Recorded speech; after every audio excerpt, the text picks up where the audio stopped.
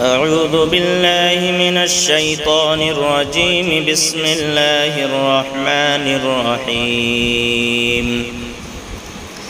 تبارك الذي بيده الملك وهو على كل شيء قدير، الذي خلق الموت والحياة ليبلوكم أيكم أحسن عملا وهو العزيز الغفور، الذي خلق 7 سماوات طباقا ما ترى في خلق الرحمن من تفاوت فارجع البصر هل ترى من فتور، ثم ارجع البصر كرتين ينقلب إليك البصر خاسئا وهو حسير، ولقد زينا السماء الدنيا بمصابيح وجعلناها رجوما للشياطين وأعتدنا لهم عذاب السعير، وللذين كفروا بربهم عذاب جهنم وبئس المصير.